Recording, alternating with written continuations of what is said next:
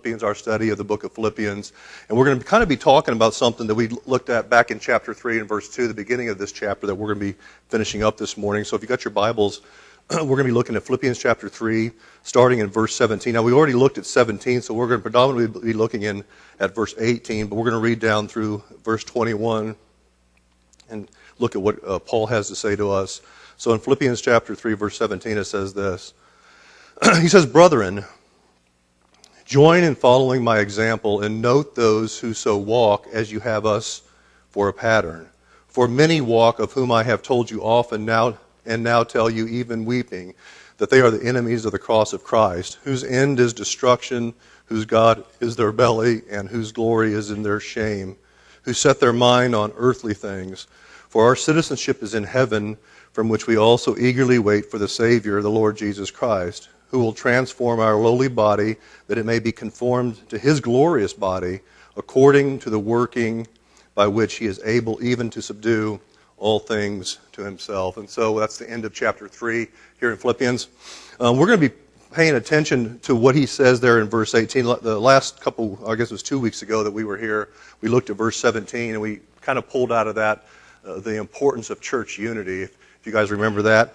Now there's going to be a contrast between people that we can follow as examples. It says there in verse 17 that we're to note primarily Paul. I mean, he kind of says, follow my example, but also look around. So we're to look around within the kind of the boundary of the storehouse here and look for people that we can imitate, the faith that we can imitate that they have. And so now he contrasts this with some people here in verse 18, because he says, and I think the one concerning thing that I see here in verse 18 is, he says, "For many walk, of whom I have told you often, and now tell you with tears, that they are enemies of..." What does it mean to be an enemy of the cross of Christ?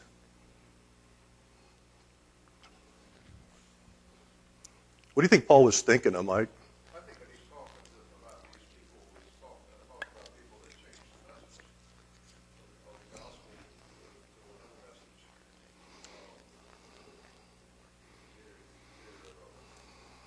Under heat, under fire, and kind of like a whole lot easier to go with the crowd and forsake the gospel. It's like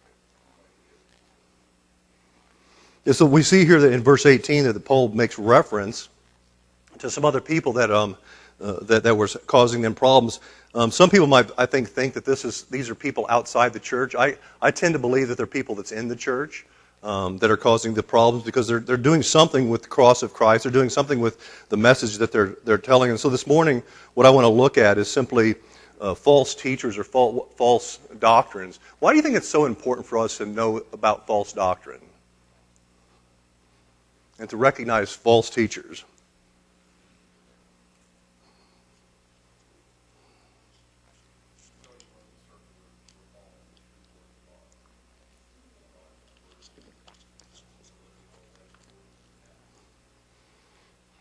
So like Rod says, it's living according to the Word of God, that making sure that we have the right message that we are believing in. The reality is, if you study in Matthew 24, and if you look at all the end times kind of things, I mean, who would agree that we're probably living in the last days? I mean, just all the stuff that's going on, all the wickedness that's happening, stuff. It seems like it doesn't. You hear bad news one day, and then the next day it's just some more bad news. It's even worse than the news that we heard the day before. And so I believe that we live in those time periods that Jesus spoke about, especially when you study Matthew 24 and look at some of the things that's in Revelation chapter 6 through 19. Some of the things that the Bible tells us, we can have a kind of an understanding that we are living in those days. And one of the things that Jesus spoke about in Matthew 24, and that's predominantly talking about the last days, as he's telling his disciples, or telling us here this morning, that one of the primary kind of characteristics of the last days is going to be deception. And Jesus talks about that actually several times in Matthew 24. He says many false teachers will arise, and they will deceive many. And that's what I see here in verse 18 of Philippians 3. He says, "For many walk, of whom I have told you often, and now tell you even weeping, that they are the enemies of the cross of Christ." Then it says, "Whose end is destruction, whose God is their belly, and whose glory is in their shame, who set their minds on earthly things." What do you think it means whenever Paul says that the God is their belly. What do you think he's talking about? Fleshly appetites, Mike says. Actually, that's the word I wrote down up here was appetite. The appetites that they have to give themselves the things they want. They live a carnal life.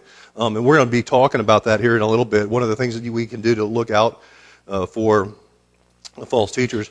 There's a place in Acts chapter 20, verses 27 through 31 that I want to read to you this morning. If you're familiar with that section in Acts 20, Paul was moving down, coming around kind of Asia Minor, which is modern-day Turkey. He was coming back towards Jerusalem. And what he did is he called the Ephesian elders. We're going to see here where he says, "For I have not shunned to declare to you." That "you" that he's talking about is the eldership, is the elders of the church at Ephesus that he called to come and to meet with him. He had some important things to say to them. So you got to figure, some of the last things that somebody would say to you obviously would be the important things. And that's what I see here in Acts chapter 20. But so Paul is talking to these elders, warning them about some stuff. But listen to what he has to say when it comes to false teachers. He says, "For I have not shunned to declare to you the whole counsel of God. Therefore take heed to yourselves and to all the flock, among which the Holy Spirit has made you overseers, to shepherd the church of God, which he purchased with his own blood. For I know this, that after my departure, savage wolves will come in among you, not sparing the flock. Also, from among yourselves men will rise up, speaking perverse things to draw away disciples after themselves. Therefore watch and remember that for 3 years I did not cease to warn everyone night and day with tears." And so Paul gives a warning here to the eldership, the leadership team that's in Ephesus, in the church that was in Ephesus, about some things. Why do you think it's important there? And it says in verse 28 that they should take heed to themselves. Why is that important? Well, obviously, we see that they have to take care of the flock, the church that God has appointed them to take care of. That's going to actually, one of my main responsibilities is to ensure that we're not following after unsound doctrine, that we're following actually the things of the Lord.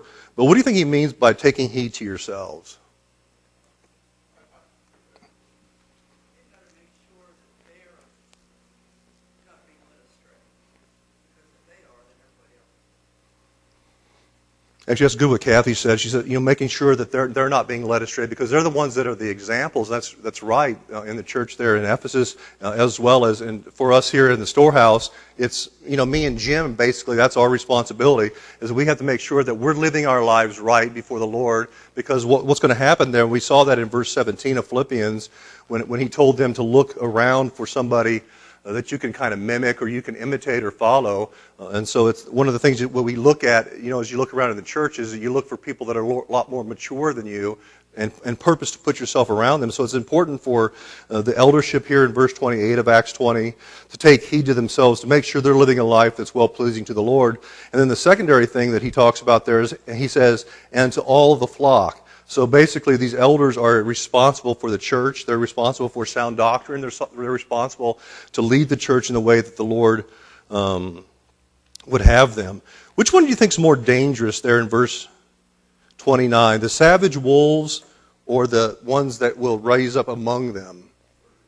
What's that? The ones that are among you? Would you agree with that? That they're probably more dangerous than the savage wolves?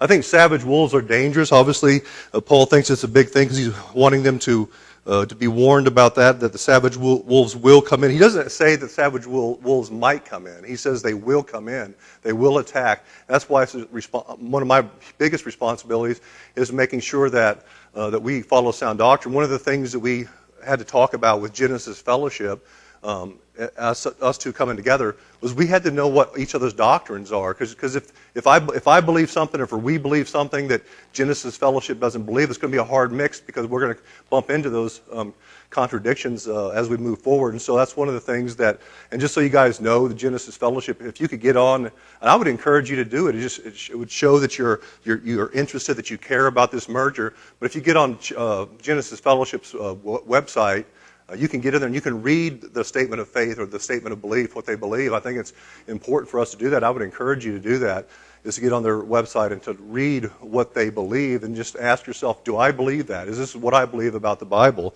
Is this what I believe about Christ? Or is this what I believe about God or what I believe about the function of the church. But like we said here, one of the most dangerous things that we look at here in Acts chapter 20 and verse 30 are the ones that are among, he says, also from among yourselves men will rise up speaking perverse things to draw away the disciples after themselves. And so that's the dangerous one.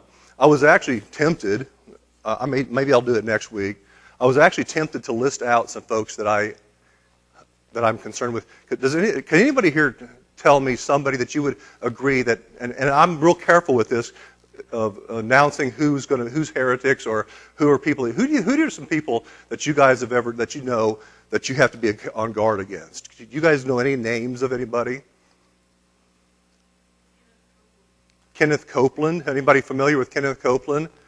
He's actually one of the richest, I don't even know what you want to call him. I don't know if he's a pastor or televangelist. He does, I think, most of them. I mean, he has upwards of $700 million. What's that? And he's apostate. If you watch anything that Kenneth Copeland talks about, I mean, he was talking about curing COVID and doing everything, but for whatever reason, he never took that ministry to the street, even though he was bragging about it. Who else is somebody else that you guys might be on guard against? What's that? Does anybody know Benny Hinn? Have you ever watched some of his crusades? And actually, it was a number of years ago. It was called Dateline NBC. The Dateline did a story on Benny Hinn. It was like a 2-part series. And the secular world, which is a huge thing, but the secular world was able to prove that Benny Hinn is a false teacher. What else? Who else can you guys think of? That's actually, his last name's a red flag, and Creflo Dollar, because he's in it for the dollars. Most of these ones that you guys are mentioning are people that, it's called the prosperity gospel. I don't know, what do you think the prosperity gospel is? What would you say? Because I think it's important for us to know what we're looking for. What's the prosperity gospel? What's that? Yep. Who knows the gospel makes you rich? Who's rich in here?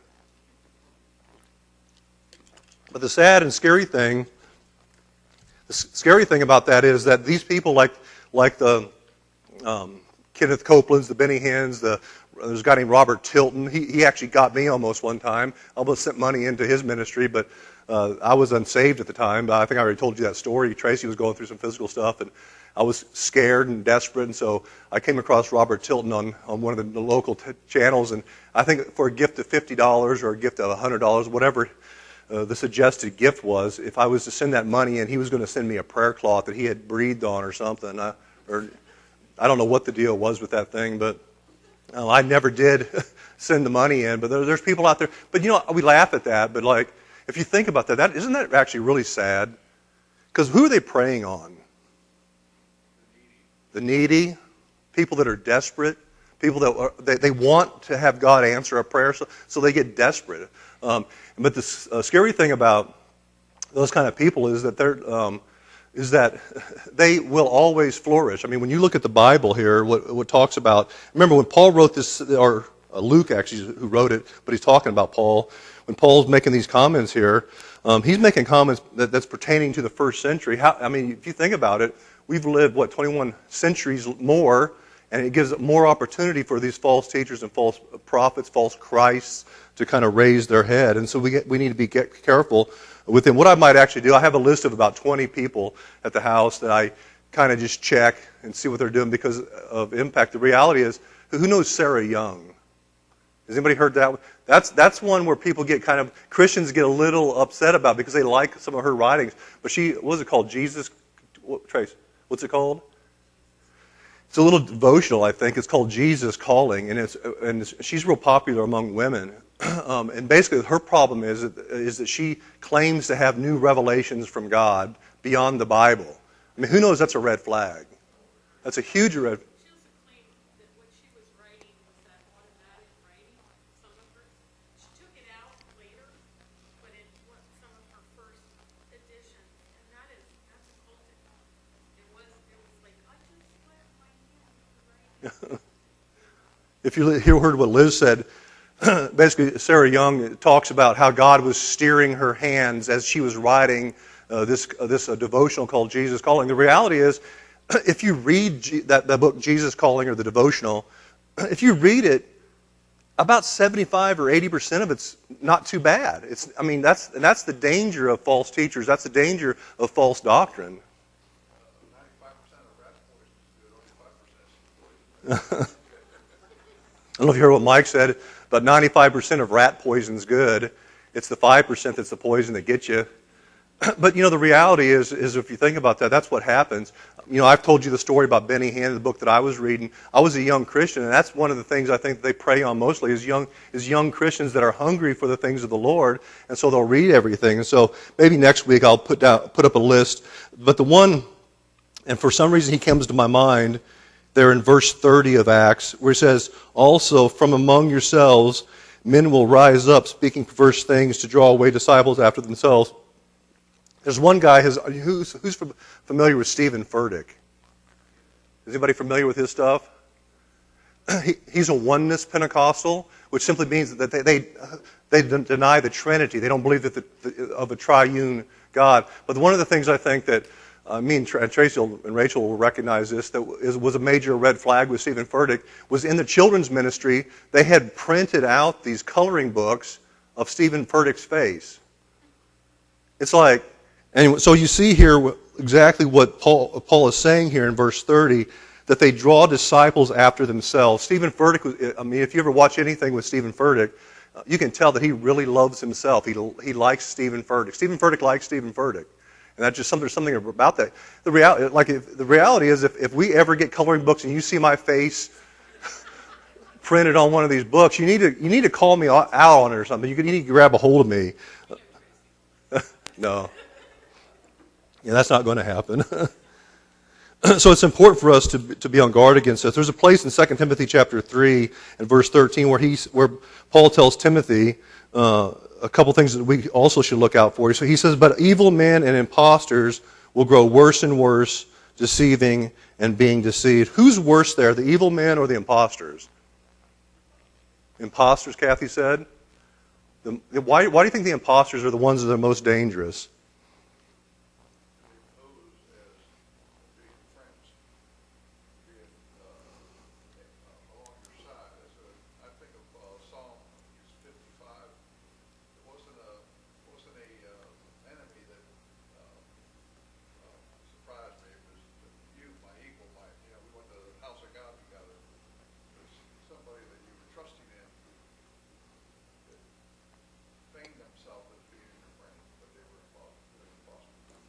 Yeah, so we see that they're the evil men and the imposters. And then we both, like Kathy said, what we've been talking about is it's the imposters. The evil men are recognizable. You're able to recognize evil people that come against the church. So folks that are out there, and that could be all kinds of different other religions or the reality is if you ask them, Jehovah's Witnesses and Mormons are Christians. That's what they'll tell you that. The Roman Catholic Church is the same way. They're Christians. And the thing I think that we should ask ourselves is when you bump into or you come into contact with folks, and I told you the story about the Jehovah's Witnesses that came to my house one time, and I went out and talked to them.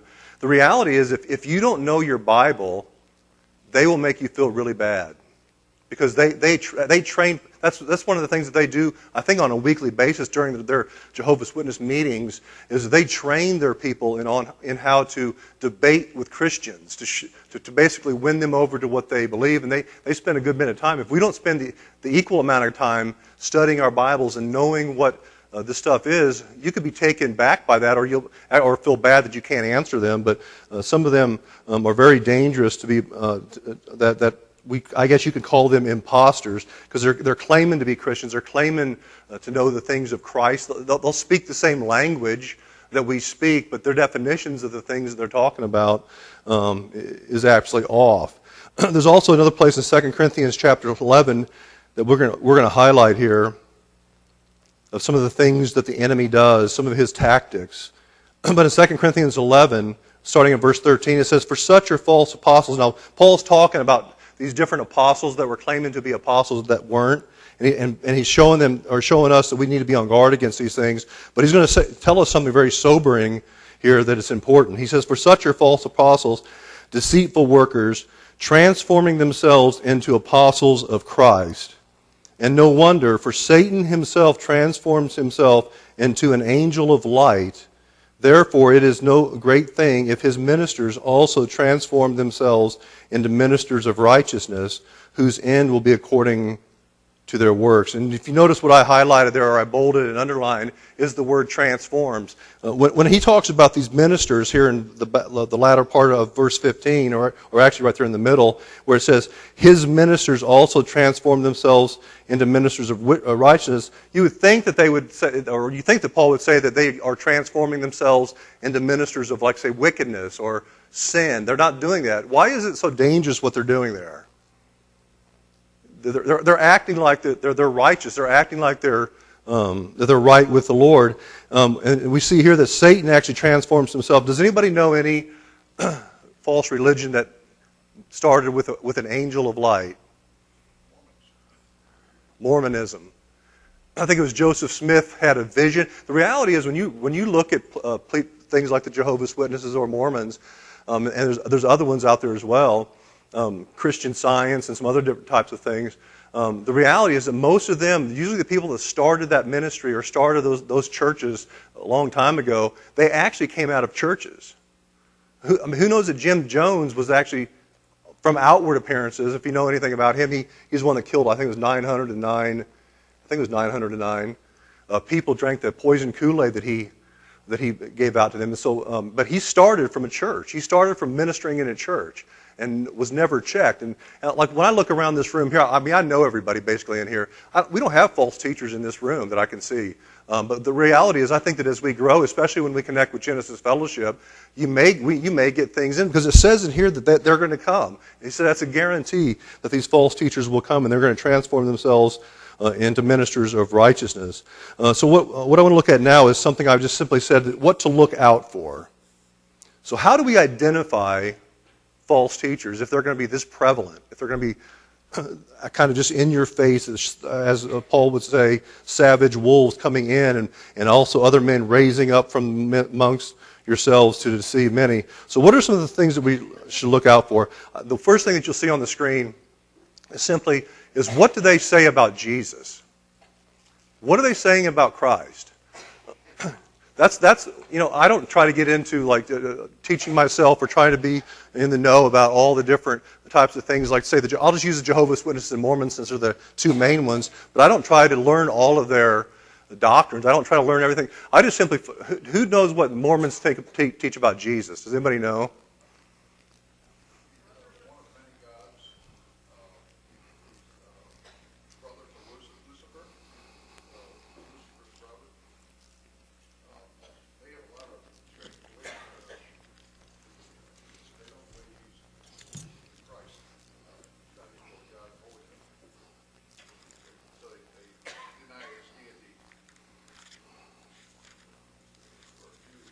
So Mike basically mentioned a few there.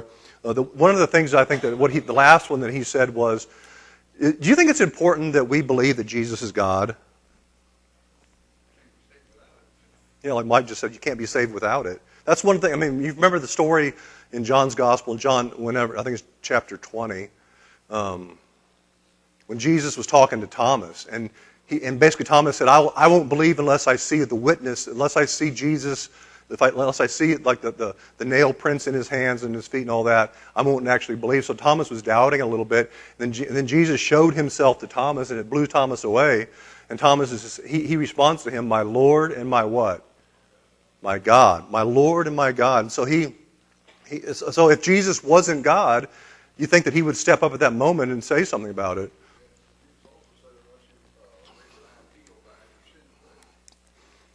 Actually, Mike was quoting something I think that's in the Gospel of John, but if you don't believe that I am, actually the he is added by people that translated the Bible. The he's not in the original manuscript. So it says, if you don't believe that why is that big, if that I am?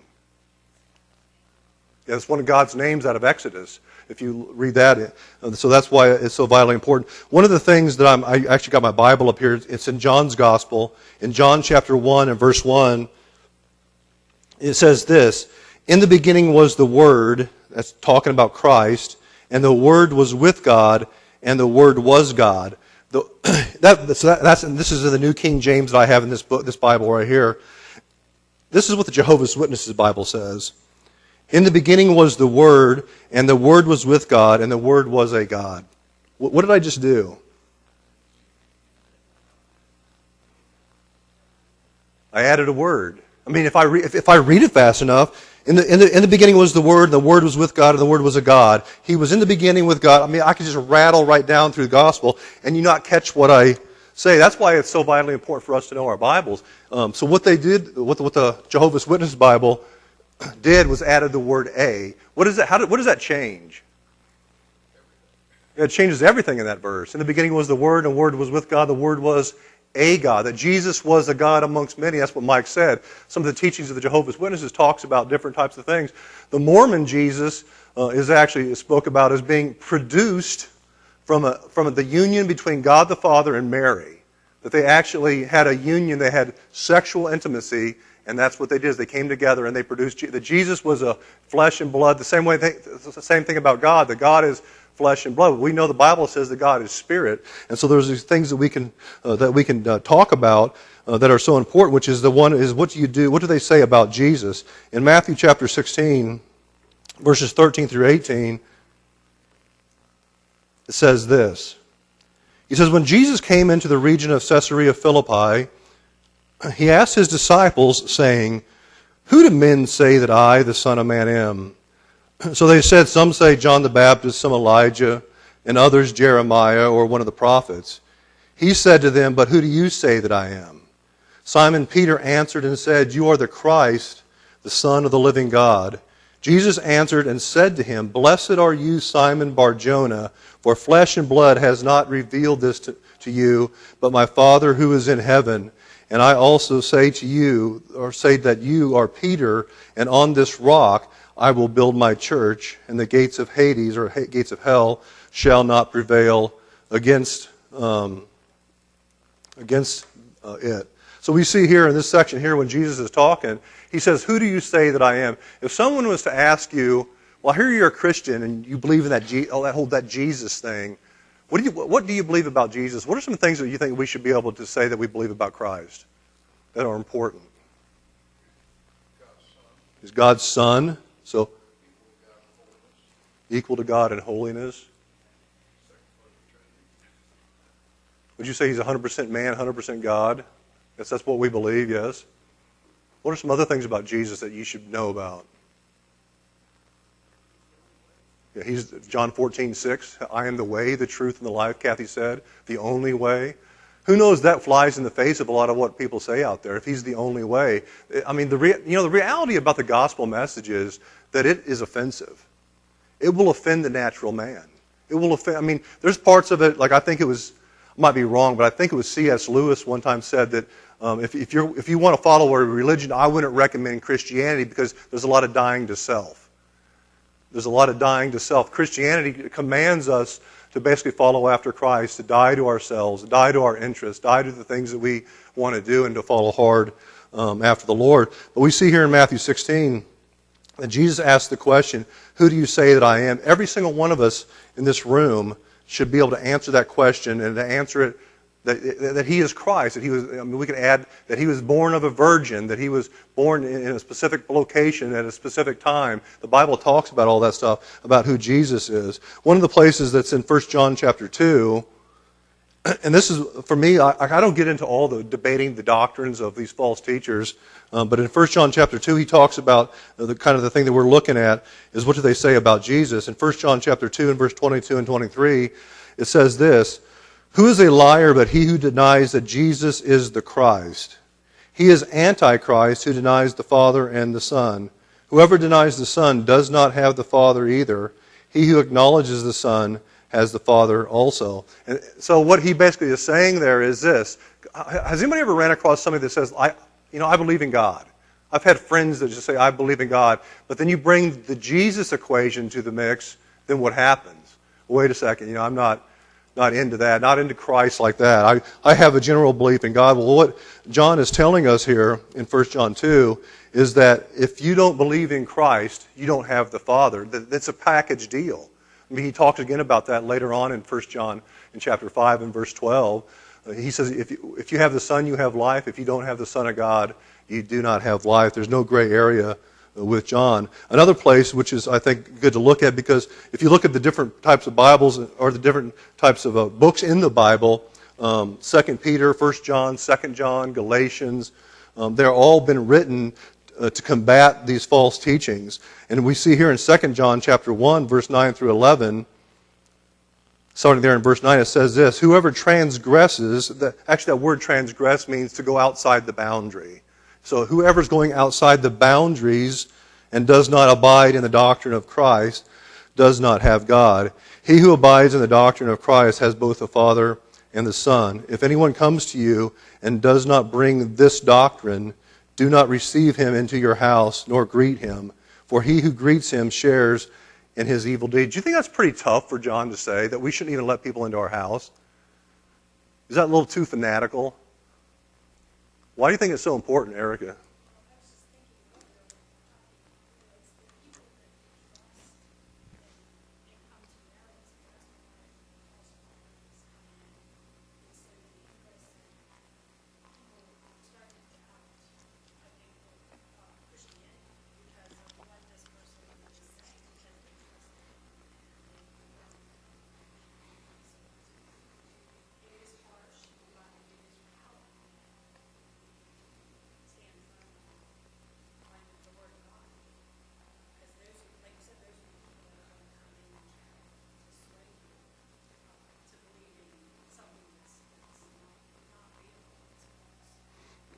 So basically, kind of to look at what Erica just said, is that you need to be on guard against people that come into your house, and the reality is, actually most of us in here don't have, all of our kids are grown, I guess.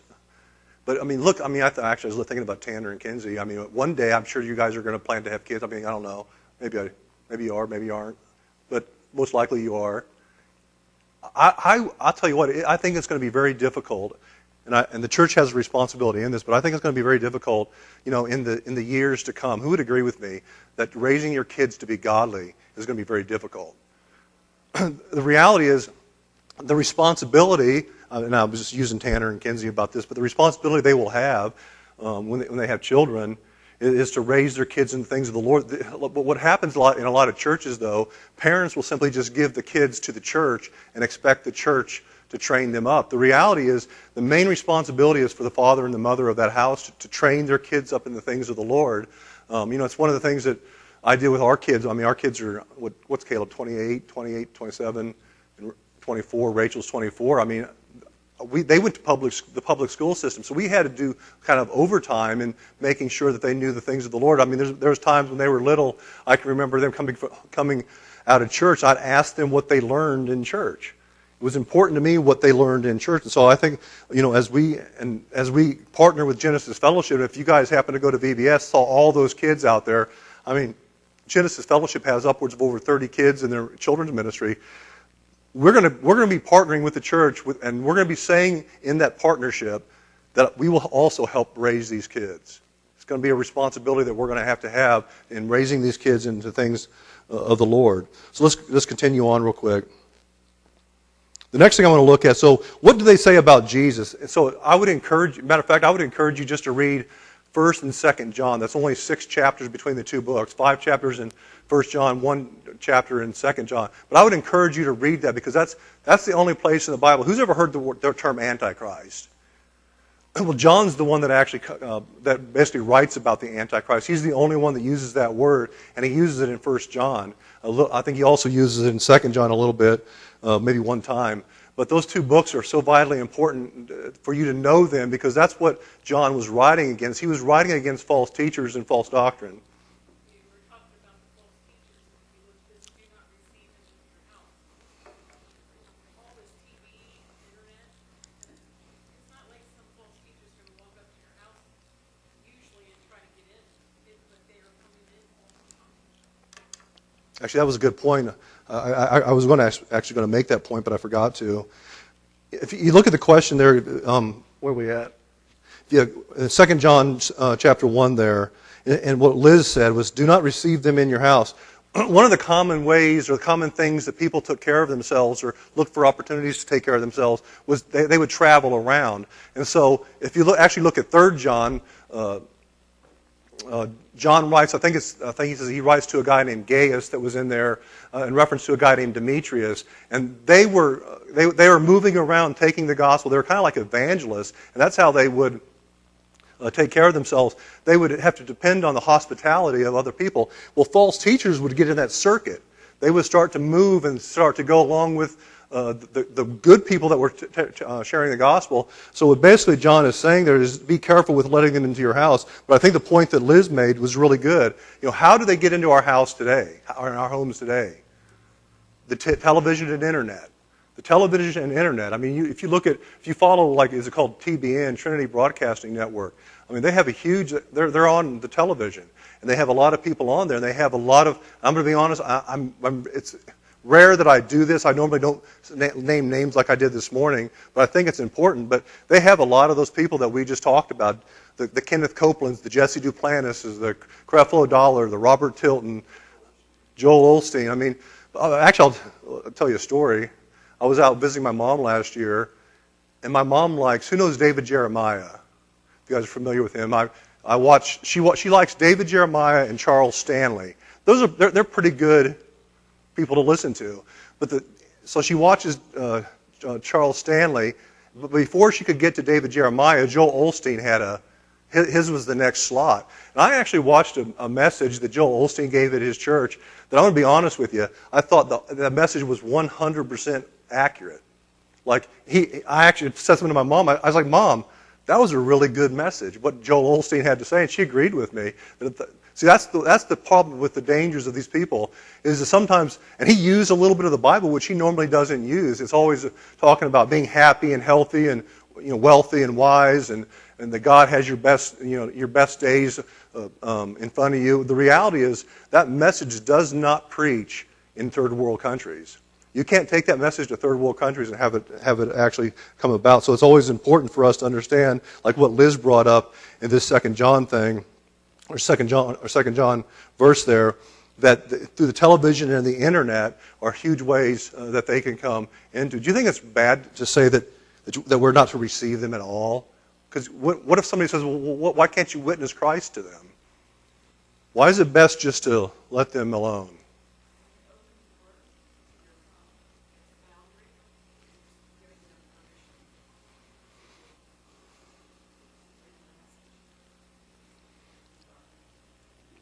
So what Linda said is that we kind of give them permission if we open the door to let them come in. I mean, especially if for parents and parents of young children, I would strongly encourage them to be careful against this kind of stuff. Because a lot of times what parents will do is they will give their kids free reign for the television and the internet, and you never know what they could be watching. Yeah, one of the reasons we don't let them in is the same reason you won't let somebody strange come in and take the pulpit, right? You're not going to let somebody that's a Mormon or a Jehovah's Witness stand in here and teach. We won't, we're a family here. It's just like our family at home. We won't allow that at home either. Like what Mike said, one of the things, which is never really, I guess it's happened a couple of times, but Rod will sometimes share, Jim will sometimes share. Whoever takes this pulpit, I'm going to make sure that they're solid. I heard a story one time of a friend of mine. He's in a denomination that the pastor allowed somebody to come in and preach for him while he was gone, but he didn't know who it was, but he just simply trusted the person that was in the church. And they began to teach, I think it was that Genesis took place over millions of years. And he said that whenever he was getting phone calls by his people during the course of right after that teaching, talking about, I don't know if you know, you have a guy in here that was teaching the million years of Genesis, the day is not a day, and all this stuff. I mean, who knows that Genesis is important to believe? That it just isn't a storybook, what a lot of times people will say. It's actually giving an account of the creation of all things that God has created there in Genesis chapter 1. So it's important. And so like what Mike said, for somebody to come in here to teach, I'm going to check them out, find out who they are. Like with Rod and with Jim and with different folks that have shared here, I know you guys, so I don't have to necessarily do that. And just so you guys know, when you do come in here and teach, it has to be biblical. And I know that's what you guys do whenever you fill in for me. The same thing with Steve is I got to know what Steve believes. I got to know what Steve thinks in Genesis Fellowship for us to come together and do the thing that we're looking at doing. I think what I'm going to do right now is we're going to end right there because I have 2 more points which I don't think I'm going to be able to get done in the next 5 to 6 minutes. Who here knows that knowing false teachers is important? It's important. And I would encourage you guys to make sure you guys check the things that you read. Matter of fact, Tracy knows whenever Christian Life bookstore used to be open in Chambersburg and Hagerstown, anytime I read a book, I always picked the book up. I looked at I usually looked at the copyright date on it. I looked at the versions of the Bible. I'll just be honest with you, I'm not a real big fan of the Message. If anybody, and I'm not saying one way or the other, if you guys read the Message Bible, me personally, I think it's too paraphrased. I think Eugene Peterson took some liberties with that message. But if you guys read it, I would encourage you to read it along with something like the King James or the New King James or the ESV or something like that, or the NASB as well is a good translation. So it's important for us, what we are reading, what we're allowing to come into our lives. So with that being said, remember the prayer request that we're praying for Rick and Jan and Melissa's, the daughter, Nancy, Good News Camp, Tim's appointments, wisdom for John and Leanna as they look for opportunities to further their business. If you could just remember to keep them in your prayer. Let's end in a word of prayer.